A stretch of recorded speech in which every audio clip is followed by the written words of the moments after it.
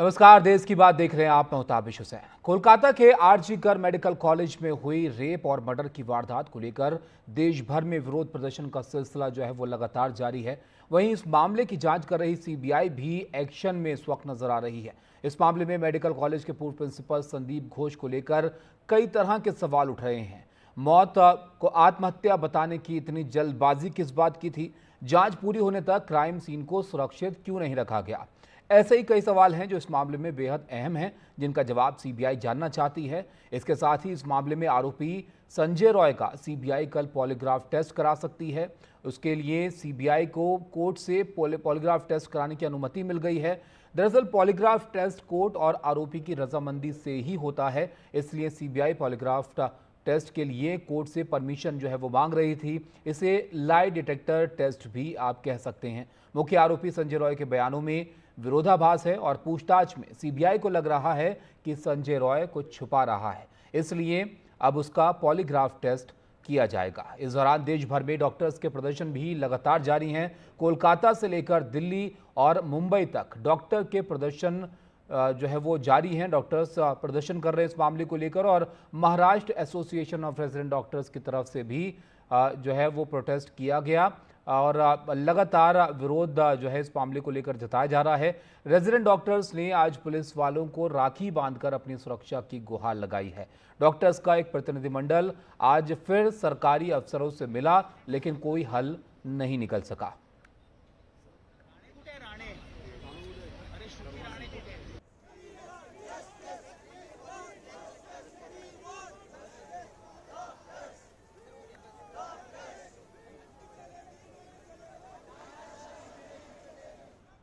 तो इस मामले की जांच सीबीआई जो है वो अब रफ्तार के साथ कर रही है। कई ऐसे सवाल हैं जिनके जवाब की तलाश यहां पर सीबीआई को भी है। किस तरह से मामला जो है आगे बढ़ रहा है, मुकेश हमारे सहयोगी विस्तार से बता रहे हैं। कोलकाता में एक मेडिकल छात्रा के साथ रेप और हत्या के मामले में सीबीआई अब आरोपी संजय रॉय का पॉलीग्राफ टेस्ट यानी कि लाई डिटेक्टर टेस्ट करवाने वाली है। सीबीआई ने कलकत्ता की डिस्ट्रिक्ट कोर्ट में इस टेस्ट के लिए परमिशन ले ली है और ये टेस्ट बहुत जल्दी ही सीबीआई कराने वाली है। दरअसल सीबीआई ने जो आरोपी का साइकोलॉजिकल टेस्ट करवाया था, यानी कि जो मनोवैज्ञानिक पोस्टमार्टम है, जब वो कराया था तो उसमें कुछ डाउटफुल बातें निकलकर सामने आई। जो आरोपी है उसके बयानों में विरोधाभास है, इसीलिए अब उस टेस्ट के बाद सीबीआई लाई डिटेक्टर टेस्ट करवाने की तैयारी कर रही है और ये टेस्ट बहुत जल्दी ही होने वाला है। दरअसल इस टेस्ट में जो अपराधी आरोपी होता है उसको डॉक्टर्स एक झूठ पकड़ने वाली जो मशीन होती है उसके साथ बिठाते हैं। इस मशीन में कुछ सेंसर लगे होते हैं और जब सवालों की लंबी फहरिस्त जो डॉक्टर्स हैं वो जब अपराधी से पूछते हैं और उस दौरान जो अपराधी की हार्ट बीट है, उसके पल्स हैं, उसकी बीपी है, उसके त्वचा में क्या बदलाव हो रहे हैं, इन सबको जो मशीन के सेंसर है वो नोट करते हैं और फिर ग्राफिक्स के जरिए जो डॉक्टर्स हैं वो अपराधी के शरीर में होने वाले बदलावों को नोट करते हैं। अगर अपराधी झूठ बोलता है तो उसके बीपी में, उसके पल्स में, उसकी हार्ट बीट में, उसकी त्वचा में कुछ तरह के बदलाव होते हैं जिनको नोट किया जाता है, जिससे ये मालूम चलता है कि अपराधी झूठ बोल रहा है। और इसके बाद जो जांच एजेंसी है उसको जांच में नई दिशा मिल सकती है या फिर केस में कोई नई लीड मिल सकती है। हालांकि ये टेस्ट कोर्ट में मान्य नहीं होते हैं, चाहे नार्को टेस्ट हो, चाहे पॉलीग्राफी टेस्ट हो, ये कोर्ट में मान्य नहीं होते हैं। लेकिन जांच एजेंसियों को जांच के दौरान जो टेस्ट होते हैं इनसे कोई नई लीड मिल सकती है, इसीलिए जांच एजेंसियां ये साइंटिफिक टेस्ट करवाती हैं। वहीं इस मामले में जो मेडिकल कॉलेज के पूर्व प्रिंसिपल संदीप घोष हैं उनसे लगातार चौथे दिन पूछताछ चल रही है, क्योंकि उन पर यह आरोप है कि जब मेडिकल छात्रा की हत्या हुई तो शुरुआत में बहुत सारी जानकारियां उन्होंने और उनके स्टाफ के लोगों ने लड़की के परिवार से छुपाई। लड़की के परिवार को काफ़ी देर में मिलवाया, उसके शव को काफ़ी देर से दिखाया गया। इसके साथ में जो पहले ये कहा गया कि ये आत्महत्या है, तो किन हालात में ये सारी जानकारियां छुपाई गई, वारदात के वक्त अस्पताल में, कॉलेज में सुरक्षा को लेकर क्या इंतजाम थे, ये सारे सवाल उनसे पूछे जा रहे हैं। इसके साथ ही सीबीआई की एक टीम जो मृतक छात्रा है उसके परिवार से पूछताछ करने गई थी, उनका बयान दर्ज किया है और उन बयान में भी उन्होंने कई तरह के शक जताए हैं। तो इस मामले में सीबीआई लगातार जांच कर रही है। जो मृतक छात्रा के दोस्त हैं, डॉक्टर्स हैं, उनके स्टेटमेंट रिकॉर्ड किए जा रहे हैं और सीबीआई ये जांच कर रही है कि क्या ये मामला सिर्फ रेप का है, क्या इसमें एक ही आरोपी संजय रॉय है या फिर इसके पीछे कुछ और लोग हैं, क्योंकि लगातार इस हत्याकांड को लेकर, इस वारदात को लेकर तमाम जो डॉक्टर्स हैं, तमाम जो लोग हैं, वो कई तरह के सवाल खड़े कर रहे हैं कि हत्याकांड में कई लोग शामिल हैं। तो सीबीआई इस मामले में लार्जर कॉन्स्पिरेसी को प्रूव करने में लगी हुई है। नई दिल्ली से मुकेश सिंह सेंगर, एनडीटीवी इंडिया। तो मुकेश को आपने यहाँ पर सुना, जो बता रहे थे किस तरह से इस मामले की जो जांच है वो आगे बढ़ रही है। कई ऐसे सवाल हैं जो अब भी यहाँ पर बड़े सवाल हैं, जिनकी जवाब जो है वो सीबीआई भी तलाश रही है और डॉक्टर्स की पूरे देश की निगाह जो है इस मामले पर लगी हुई है। कोलकाता इस आंदोलन का केंद्र बिंदु है। वहाँ से तनुष्का दत्ता हमारी सहयोगी और जानकारी दे रही है, उनकी रिपोर्ट आप देखिए।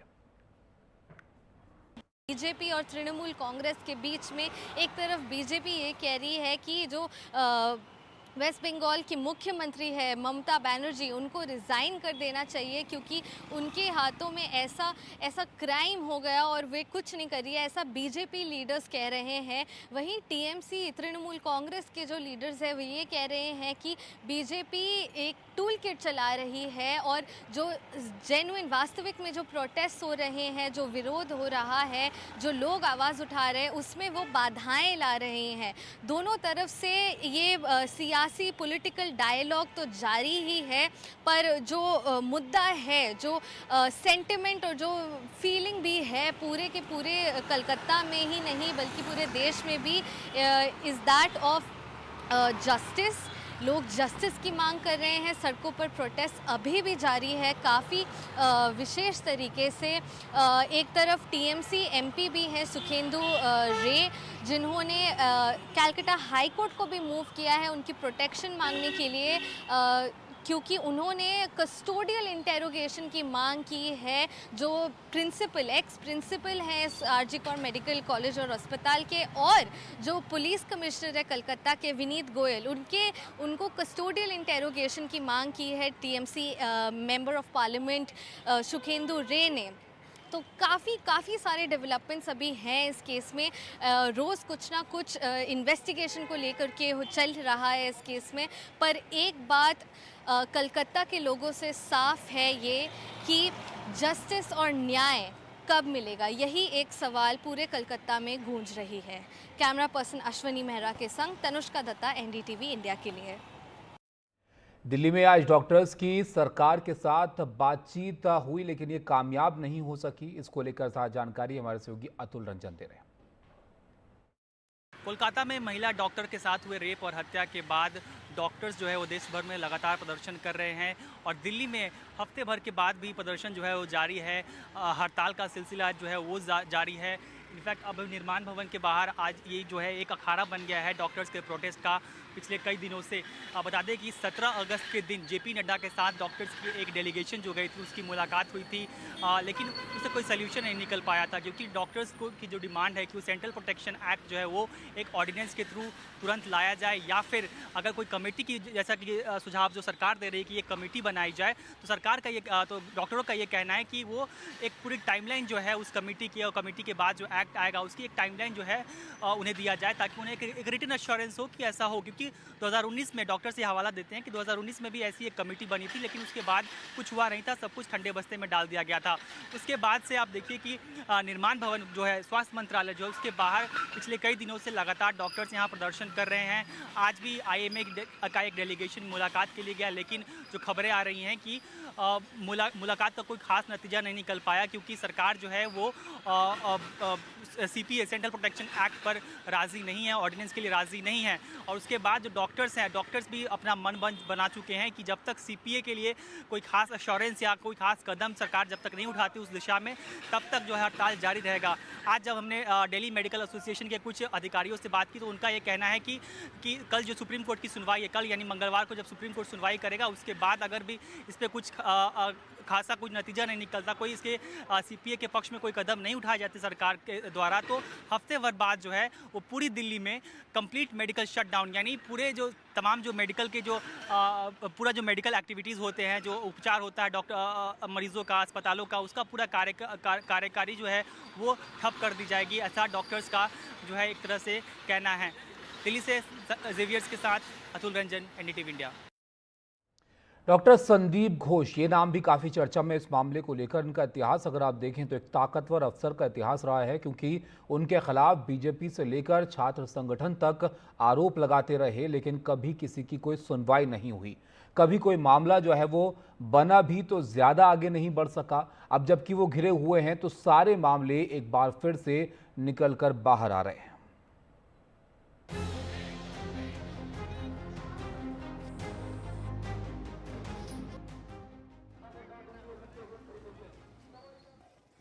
डॉक्टर संदीप घोष को लेकर पहले भी आरोप लगते रहे हैं, जो अब एक एक करके फिर बाहर आ रहे हैं। छात्रों ने उनके खिलाफ पहले से ही मोर्चा खोल रखा है।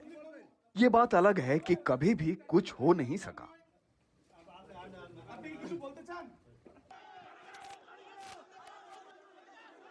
छात्र जो पर्चे बांट रहे हैं, उनके हिसाब से एक आरोप बायो कचरा प्रबंधन और उसकी बिक्री में गड़बड़ियों को लेकर है। आरोप है कि अनजान और अवैध लोग बायो कचरा जमा करते हैं और उसे गैर कानूनी तरीके से बाहर ले जाते हैं। ना तो अस्पताल प्रशासन और ना ही सरकार इसे लेकर कोई कार्रवाई कर रही है।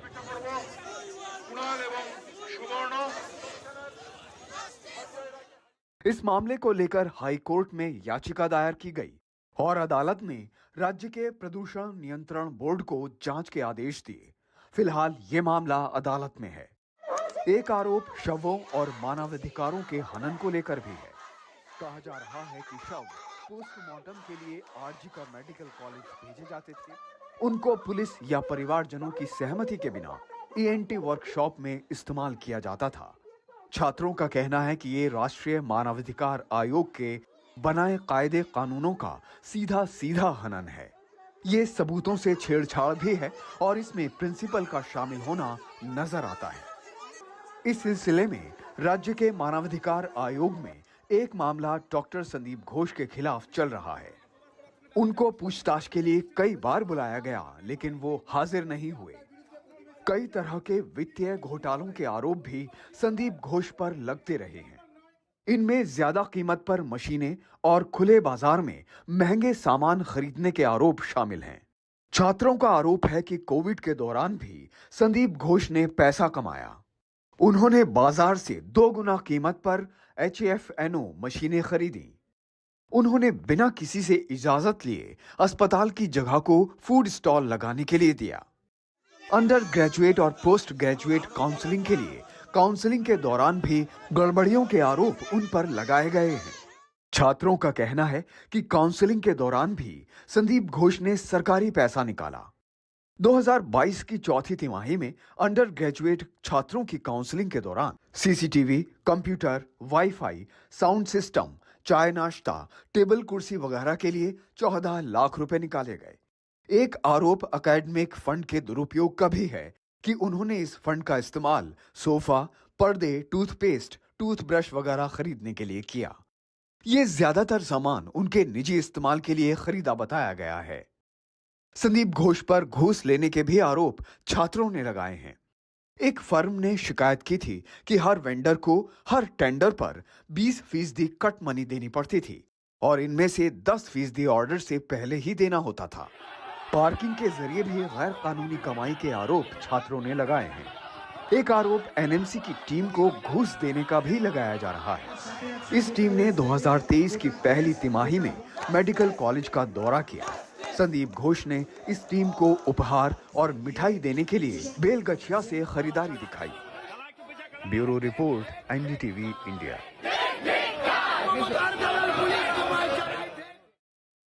देहरादून में एक नाबालिग बच्ची के साथ गैंगरेप की घटना ने एक बार फिर देवभूमि को शर्मसार कर दिया है। नाबालिग बच्ची से आईएसबीटी पर खड़ी रोडवेज बस में 5 हैवानों ने गैंगरेप की घटना को अंजाम दिया है। इस घटना पर दून पुलिस ने मुकदमा दर्ज कर 5 आरोपियों को गिरफ्तार कर लिया है। वहीं इस घटना का राज्य बाल संरक्षण आयोग ने भी संज्ञान लेते हुए बच्ची के परिवार की तलाश शुरू कर दी है।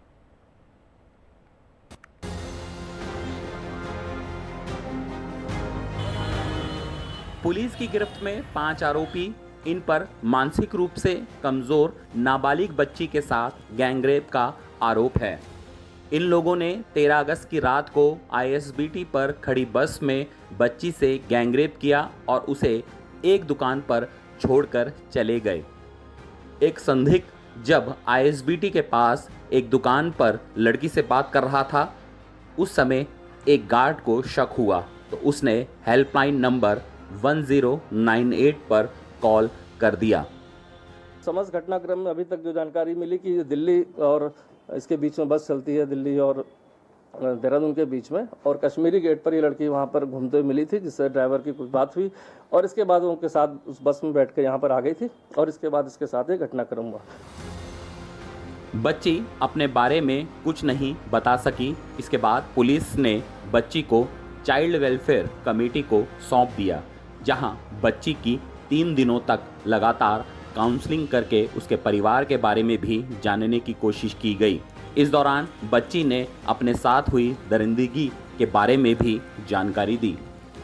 मैं इस मामले में अपने सहयोगी जो उत्तर प्रदेश के हैं, क्योंकि ये बच्ची शायद आगरा की है, तो उनसे भी मैं इस बारे में अभी चर्चा करूंगी कि क्यों और किन हालात में परिवार ने उसको ऐसे एक बस में बिठा के निकाल दिया।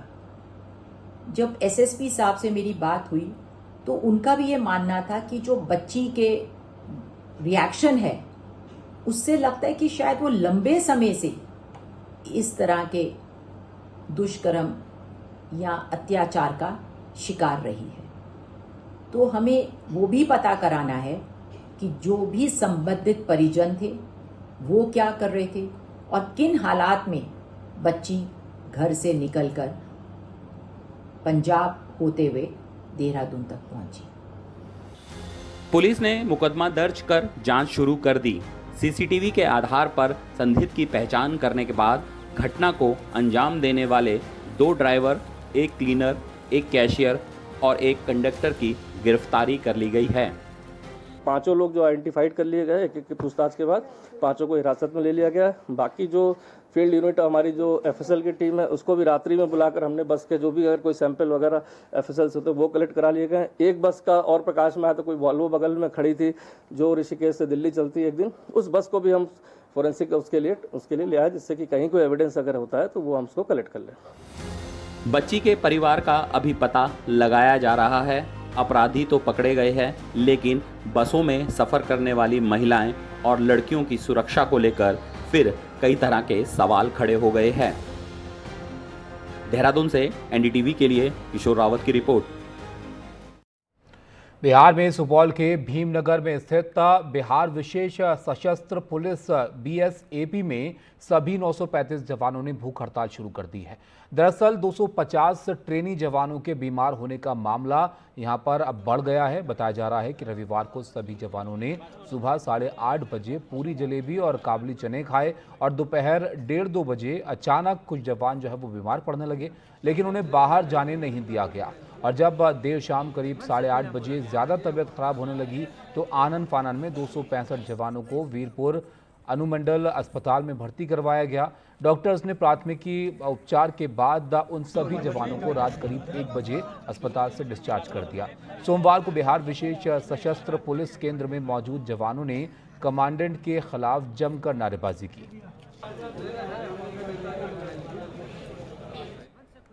रविवार को फूड पॉइजनिंग के शिकार के बाद बिहार विशेष सशस्त्र पुलिस के 12वीं बटालियन के जवान सोमवार को घटिया खाने की शिकायत करते हुए और अपनी मांगों के प्रदर्शन पे करीब 6 घंटे तक धरना पर बैठे रहे। दरअसल रविवार को दोपहर के खाने में उन्हें जो खाना दिया गया था उसकी क्वालिटी इतनी खराब थी कि रविवार शाम तक करीब 200 से अधिक जवानों को बीरपुर के सदर अस्पताल में दाखिल कराना पड़ा और सबकी शिकायत यही थी कि सबको दोपहर के खाने के बाद इतनी ज़्यादा पेट में दर्द और दिक्कतें आ रही हैं, जिसके कारण उन्हें उपचार के लिए अस्पताल आना पड़ा।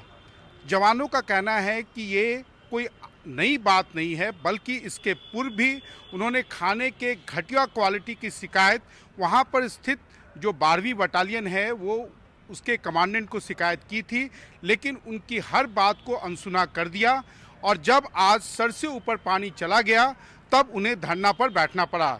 अमूमन पुलिस के जवान अपने ही अधिकारियों के खिलाफ धरने पर नहीं बैठते क्योंकि इसे अनुशासनहीनता मानी जाती है, लेकिन सुपौल जिला के प्रशासनिक अधिकारी भी कहते हैं कि सिपाहियों की जो मांग है वो वाजिब है और जो खाने की क्वालिटी यानी कि खाने का जो सैंपल लिया गया उसमें प्रथम दृष्टया ये पाया गया कि उसमें काफ़ी मिलावट है और जो गुणवत्ता होनी चाहिए उसका काफ़ी ज़्यादा अभाव है। हालांकि अब जिला प्रशासन के अधिकारियों ने पटना स्थित पुलिस मुख्यालय को इस कैंप के बारे में, सिपाहियों की शिकायत के बारे में जो है उन्होंने इतला कर दिया है और उनका कहना है कि अब आने वाले दिनों में निश्चित रूप से जो भी सिपाहियों की शिकायत है उसे दूर करने के लिए हर प्रयास किए जाएंगे।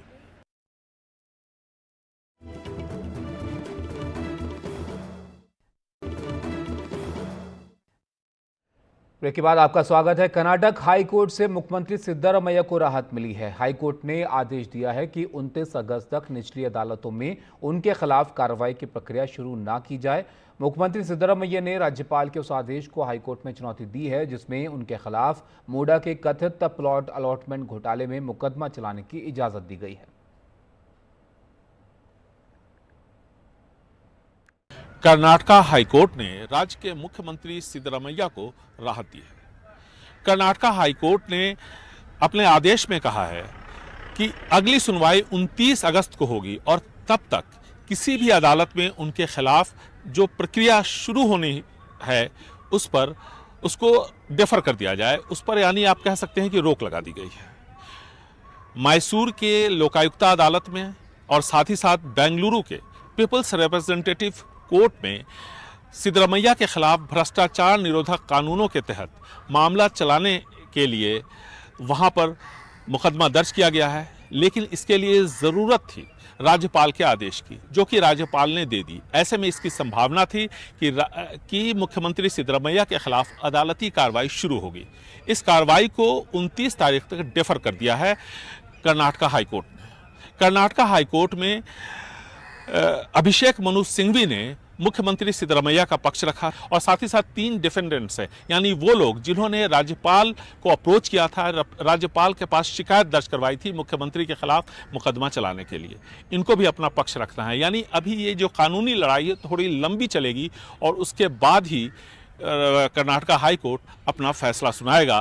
फैसले के बाद राज्यपाल के खिलाफ पूरे कर्नाटक में जगह जगह धरना प्रदर्शन हो रहे हैं।